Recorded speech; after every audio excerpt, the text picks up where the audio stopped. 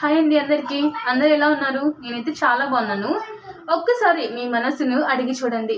ప్రేమలో మోసపోయిన ఒక అమ్మాయికి మళ్ళీ ఇంకొకరిని నమ్మే ధైర్యం రావడం అంత ఈజీనా? ఒకసారి గుండె పగిలిపోయాక మళ్ళీ అదే గుండెతో కొత్త జీవితాన్ని మొదలు పెట్టడం. అది ప్రతి ఒక్కరి వల్ల అయితే కాదు. కానీ కొన్నిసార్లు జీవితమే మనల్ని ముందుకు నడిపిస్తుంది. మనకు ఇష్టం లేకపోయినా నిన్నటి వరకు కన్నీళ్లతో కనిపించిన హేమ ఈరోజు తన జీవితాన్ని మార్చే ఒక నిర్ణయం తీసుకోబోతోంది. మరి ఆ నిర్ణయం ఆమెకు కొత్త ఆనందాన్ని ఇస్తుందా, లేక మరోసారి గుండె పగిలేలా చేస్తుందా? అది తెలుసుకోవాలి అనుకుంటే ఈరోజు ఎపిసోడ్ని చివరి వరకు తప్పకుండా చూడండి. ఇక ఆలస్యం చేయకుండా మన మౌన హృదయం స్టోరీని కంటిన్యూ చేద్దాం. కథలోకి వెళ్ళిపోదాం, వచ్చేయండి. మార్నింగ్ లేవగానే చక్కగా స్నానం చేసి చీర కట్టుకొని రెడీ అవుతుంది హేమ. అలా రెడీ అయిన హేమను చూసి మాధవి ఇంకా లక్ష్మి చాలా సంతోషిస్తారు. నీ జీవితాన్ని కొత్తగా ఆరంభించడానికి మొదటి అడుగు వేశావు. ఇది మొదటి మెట్టు అవ్వాలి. నిన్నతను అర్థం చేసుకోవాలి అని మేము ఆశిస్తున్నాము. సరే, త్వరగా వెళ్ళు, టైం అవుతుంది, అతను వస్తూ ఉంటాడు అని అంటుంది మాధవి. మాధవి, నాకు ఒక హెల్ప్ చేస్తావా అని అడుగుతుంది హేమ. ఏంటో చెప్పు హేమ అని అంటుంది మాధవి. ఏమీ లేదు, ఒక్కదాన్నే వెళ్ళాలి అంటే భయంగా ఉంది. నాకు తోడుగా మీరు కూడా రావచ్చు కదా అంటుంది హేమ. ఏం మాట్లాడుతున్నావే? అది మీ ఇద్దరి పర్సనల్, అందులోకి మేమెలా ఎంటర్ అవుతాం అని అంటుంది మాధవి. అతను నీతో ఒంటరిగా మాట్లాడాలి, నువ్వు తనతో ఒంటరిగా మాట్లాడాలి. మీరిద్దరూ ఒకరి మనసు ఒకరు అర్థం చేసుకోవాలి. అది మేముంటే జరగదు కదా. కాబట్టి ఎలాంటి దిగులు పడకుండా, ఎలాంటి టెన్షన్ పడకుండా వెళ్ళి చక్కగా తనతో మాట్లాడి నీ పాస్ట్ మొత్తం తనకి చెప్పి తన గురించి కూడా కనుక్కొని చక్కగా ఇద్దరు ఒక డెసిషన్కు రండి అని అంటుంది మాధవి. సరే మాధవి, అయితే నువ్వు చెప్పినట్టే మేమిద్దరమే కూర్చుంటాం, కానీ మాకు కొంచెం దూరంలో మీరిద్దరూ కూర్చోండి. అప్పుడైతే మేమేం మాట్లాడుకుంటున్నామో మీకు అర్థం కాదు కదా. కనీసం మీరు ఉన్నారనే ధైర్యంతో నేను తనతో ధైర్యంగా మాట్లాడగలుగుతాను, అన్నీ చెప్పగలుగుతాను అని అన్నది హేమ. అలాగే హేమ, అయితే తప్పకుండా వస్తాం. నువ్వు ధైర్యంగా ఉంటాను అంటున్నావు కాబట్టి మేము వచ్చి అక్కడ కూర్చుంటాము. కానీ నువ్వు చెప్పాలనుకున్న ప్రతి విషయం కూడా తనకి చెప్పు, సరేనా అని అంటుంది మాధవి. అలాగే అనుకుంటూ ఇద్దరు హ్యాపీగా మాట్లాడుకుంటూ ఉంటారు. ఇంతలో లక్ష్మి, అది కాదే, అది వాళ్ళ పర్సనల్ కదా, మనం వెళ్తే ఏం బాగుంటుంది అని అంటుంది. అబ్బా, ఏం కాదులేవే, అసలుకే నిన్న వాడి వల్ల తను చాలా బాధపడింది. ఇలాంటి సమయంలో తనకి ఇంకా ఒంటరిగా వదిలేయడం మంచిది కాదు అని నా ఉద్దేశం. అసలుకే ఇది తన జీవితానికి సంబంధించిన విషయం.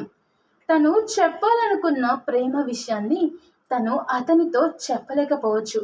మనం ఉన్నాం కాబట్టి, మనం ఉన్నామనే ధైర్యంతో అయినా తను తనతో ధైర్యంగా చెప్పగలుగుతుందేమో, చూద్దాం. ఈ పెళ్లి కనుక తనకి కుదిరితే తను చాలా అదృష్టవంతురాలు అవుతుందని నిన్ననే అంకుల్ చెప్పారు కదా. మన ఫ్రెండ్ జీవితం కోసం మనం ఈ మాత్రం సహాయం చేయలేమా? మనమేమి తన పక్కన కూర్చోట్లేదు కదా, కొంచెం దూరంగా వెళ్ళి కూర్చుందాం. మనం వాళ్ళ పర్సనల్కి అడ్డమేమి రాము అని అంటుంది మాధవి. సరే అని ముగ్గురు కలిసి కాలేజ్ క్యాంటీన్ దగ్గరికి వెళ్తారు. ఇంకా అక్కడ ఎవరు వచ్చి ఉండరు. ఈలోపు హేమ తన నాన్నకి ఫోన్ చేస్తుంది. నాన్న, ఇంకా అతను రాలేదు అని చెప్తుంది హేమ. అవునమ్మా, ఒక్కసారి నేను నీకు కాల్ చేసి చెప్తానుండు అని కాల్ కట్ చేస్తారు వాళ్ళ నాన్నగారు.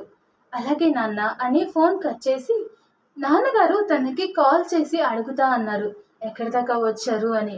సరే, అయితే నువ్వు ఇక్కడే కూర్చో, మేము కొంచెం వెళ్ళి పక్కన కూర్చుంటాము అలా అని లక్ష్మి మాధవి ఒక సైడ్కి వెళ్ళి కూర్చుంటారు.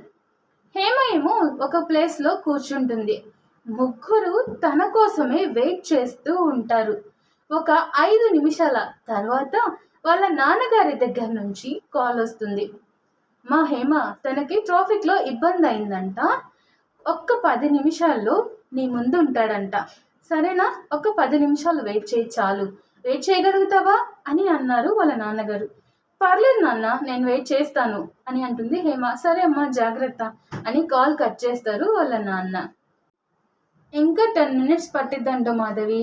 ఈలోపు మీరు ఏమైనా ఆర్డర్ చేసుకోండి అని అంటుంది హేమ. లేదు హేమ, నాకు ఇప్పుడే ఆకలిగా లేదు, ముందు మీ మీటింగ్ అవ్వనివ్వండి, మనం తర్వాత తిందాం అని అంటుంది మాధవి. సరే అని ముగ్గురు వెయిట్ చేస్తూ ఉంటారు.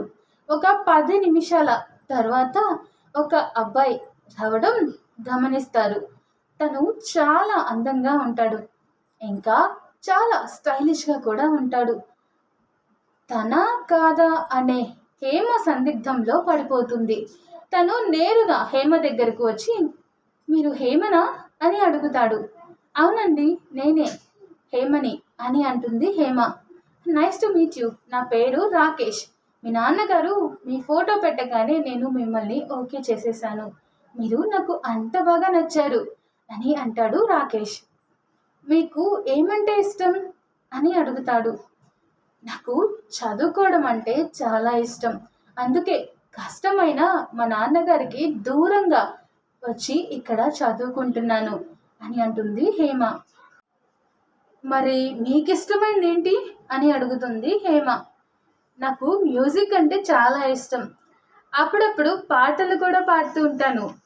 అలా అని ఇప్పుడు నన్ను పాడండి అని అనకండి, నేను ఓన్లీ బాత్రూమ్ సింగర్ని మాత్రమే అని నవ్వుతాడు రాకేష్. దాంతో హేమ కూడా పకపక నవ్వేస్తూ ఉంటుంది. తను నవ్వటం చూసిన మాధవి ఇంకా లక్ష్మి కూడా, అమ్మయ్య, ఇది ఇప్పుడు నవ్వుతుంది అంటే అబ్బాయి చాలా మంచివాడు అయి ఉంటాడు, ఇలాంటి అబ్బాయి దొరికితే తను చాలా అదృష్టవంతురాలు అవుతుంది అని వాళ్ళలో వాళ్ళు మాట్లాడుకుంటూ ఉంటారు.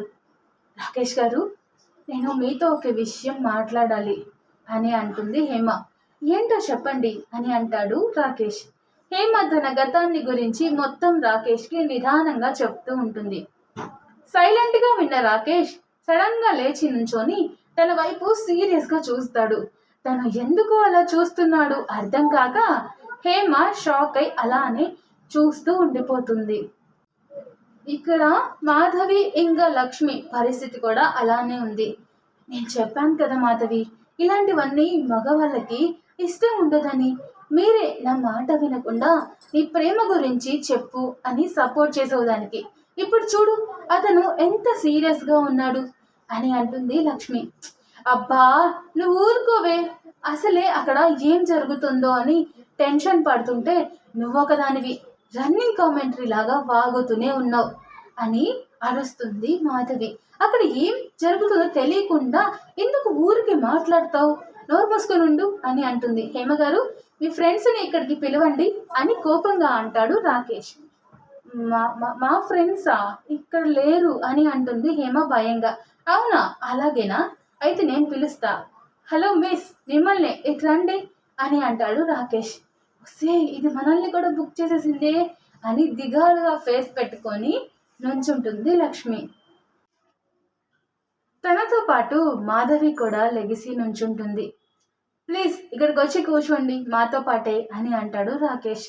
వాళ్ళిద్దరూ కూడా వచ్చి అక్కడ కూర్చుంటారు. మీకెలా తెలుసు వీళ్ళిద్దరూ నా ఫ్రెండ్స్ అని అంటుంది హేమ. స్టార్టింగ్ నుంచి నేను మిమ్మల్ని గమనిస్తూనే ఉన్నాను, మీరు నవ్వితే వాళ్ళు సంతోషంగా ఫీల్ అవుతున్నారు, అలాగే నేను మీ వైపు కోపంగా చూస్తే ఏం జరుగుతుందో అని టెన్షన్ పడుతున్నారు, ఇంతకంటే ఇంకేం కావాలి, వీళ్ళు మీ ప్రాణ స్నేహితులు అని చెప్పడానికి అని అంటాడు రాకేష్. తన మంచితనం చూసి మాధవి ఇంకా లక్ష్మి హ్యాపీగా ఫీల్ అవుతారు. అలా రాకేష్ కూడా కూర్చున్నాక, చూడండి హేమ, నాకు మీ పాస్ట్తో సంబంధం లేదు, మీ ఫ్యూచర్తోనే నాకు సంబంధం.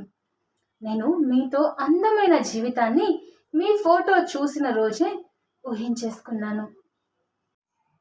ఒక మోసగాన్ని ప్రేమించి మీరు తప్పు చేసి ఉండొచ్చు, మీరు నా జీవితంలోకి వస్తే నేను మిమ్మల్ని నా ప్రాణంలాగా చూసుకుంటాను, మీకు ఏ చిన్న కష్టం కలగకుండా మిమ్మల్ని గుండెల్లో పెట్టుకొని చూసుకుంటాను, నిజం చెప్పాలి అంటే మిమ్మల్ని నా తల్లిలా చూసుకుంటాను అని అంటాడు. ఆ ఒక్క మాట విన్నాక మాధవి, లక్ష్మి, హేమ ముగ్గురు చాలా ఎమోషనల్ అయిపోతారు. ఇంత మంచి భర్త దొరికినందుకు మాధవి చాలా సంతోషిస్తుంది. మీరు చాలా మంచివారు రాకేష్, మీరు ఎలా రియాక్ట్ అవుతారో అని హేమ చాలా భయపడిపోయింది. అందుకే మేము తోడుగా కూర్చున్నాము, ఏమనుకోకండి అని అంటుంది మాధవి. అయ్యో పర్లేదు మాధవి గారు, మీరు తన ప్రాణ స్నేహితురాలు, తనకి ధైర్యం చెప్పడానికి మీరు తనకి తోడుగా కూర్చున్నారు. నాకు ఆ విషయం అర్థమైంది. మీలాంటి స్నేహితులు ఉండడం అంటే అది తను చేసుకున్న అదృష్టం అని అంటాడు రాకేష్. రాకేష్ తనని మాధవి అని పిలవగానే షాక్ అయిపోతుంది మాధవి. నా పేరు మీకెలా తెలుసు అని అడుగుతుంది. మీరే కదండి, మీ పక్కన కూర్చున్న తన పేరు కూడా నాకు తెలుసు. మీ పేరు లక్ష్మి కదా అని అడుగుతాడు. ఎలా అని అడుగుతుంది లక్ష్మి. అసలు అక్కడ ఏం జరుగుతుందో అర్థం కాక హేమ ఇంకా షాక్లోనే ఉండిపోతుంది. వాళ్ళిద్దరి పేర్లు ఎలా తెలుసా అని ఆలోచిస్తూ ఉంటుంది హేమ. హేమ వాళ్ళ నాన్నగారు నాకు తన ఫోటో పెట్టడంతో పాటు తను ఏ కాలేజీలో చదువుతుంది అనేది కూడా పూర్తిగా వివరంగా చెప్పారు. అప్పుడే నేను తన గురించి అన్ని వివరాలు కనుక్కున్నాను. తన ప్రేమ విషయం కూడా నాకు తెలుసు. మీరు ఇద్దరితో ఎంత బాండింగ్ ఉందో కూడా నాకు తెలుసు. తన ప్రేమ విషయం తెలిసి నేను సైలెంట్ అయిపోయాను. ఇంత మంచి అమ్మాయిని నేను మిస్ అయ్యాను అని చాలా బాధపడ్డాను. తను చాలా అదృష్టవంతుడు, ఇలాంటి అమ్మాయి ప్రేమ దొరికినందుకు అని బాధపడేవాణ్ణి కూడా.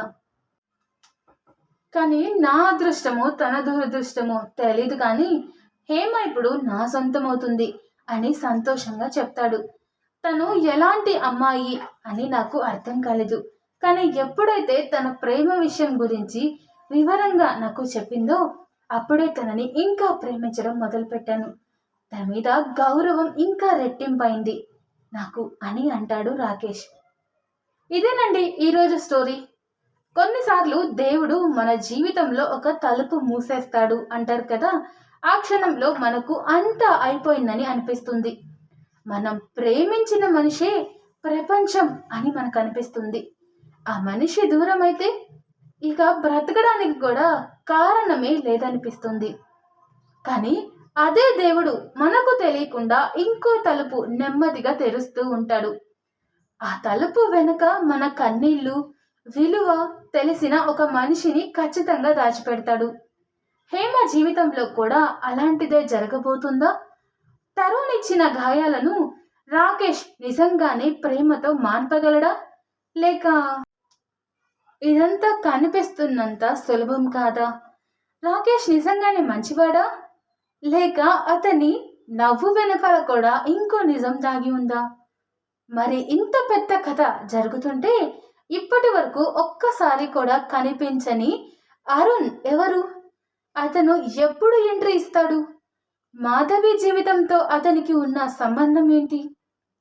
ఈ ప్రశ్నలన్నింటికి సమాధానం తర్వాతి ఎపిసోడ్లో మీకోసం ఎదురు చూస్తూ ఉంటుంది.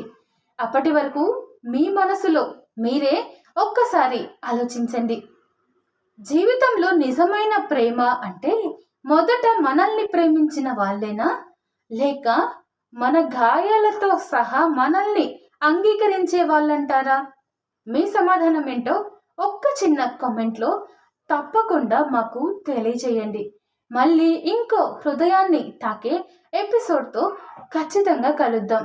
అంతవరకు జాగ్రత్తగా ఉండండి. Bye, take care. ఎప్పుడు చెప్పే మాట అండి, మళ్ళీ మళ్ళీ చెప్తున్నానని అనుకోవద్దు. మీ ఒక్క లైక్ నాకు ఎంతో ఆనందాన్ని ఇస్తుంది. అలాగే మీ ఒక్క కామెంట్ నా స్టోరీ మీకు ఎలా అనిపించిందో నాకు తెలిసేలా చేస్తుంది.